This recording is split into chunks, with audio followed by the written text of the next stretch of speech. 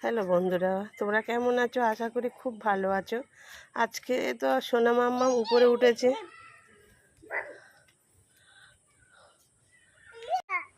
খুব কথা বলছে।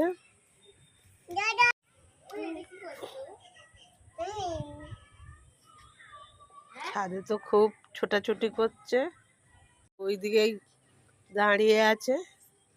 আর সুন্দর ফুল ফুটেছে, অপরাজিতাও ফুটেছে। কাগজ ফুলের গাছগুলো তো পোতা হয়েছে বর্ষার সময়, খুব সুন্দর হয়েছে। এটা লাল কাগজ ফুলের গাছ, এটাও পোতা হয়েছে, এত সুন্দর লাগছে। কাগজ ফুলের গাছ গোলাপি,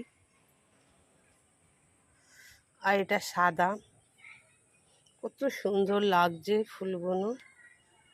অপরাজিতা মানে দুটো এক জোড় হয়ে ফুল ফোটে। গাছ পোতা হয়েছিল, একটা আনারস এনেছিল, আর আমি তো সেই গাছটা পুঁতে দিয়েছি, এত সুন্দর হয়েছে, কিন্তু আনারস তো এখনো হয়নি। এটা তো উলট কম্বলের গাছ, এটা তো সেই ডাল ভেঙে ভেঙে দিলে এর জল খেলে খুব ভালো, পেট ঠান্ডা হয়, পতিলার মতন। তা হয়েছে ধন্বন্তরী গাছ, এটা গলায় ব্যথা হলে এই ধন্বন্তরী গাছের পাতা যদি গরম জল ফুটিয়ে গাগল করা হয় তো এ খুবই উপকার হয়, গলায় ব্যথা ভালো হয়ে যায়। গাছ কৃষ্ণ তুলসী গাছ খেলে খুব উপকার। তুলসী, অ্যালোভেরা গাছও পোতা হয়েছে।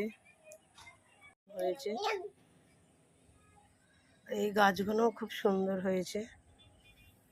এটা জবা ফুলের গাছ, সন্দেশ ফুলের গাছ, এত সুন্দর হয়েছে। ফুলের গাছ,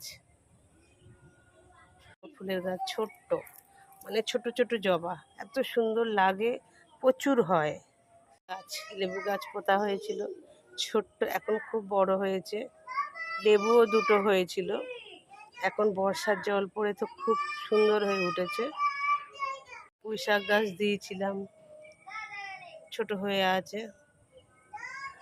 উপরে অপরাজিতা গাছ, কৃষ্ণ তুলসী গাছ আছে। আবার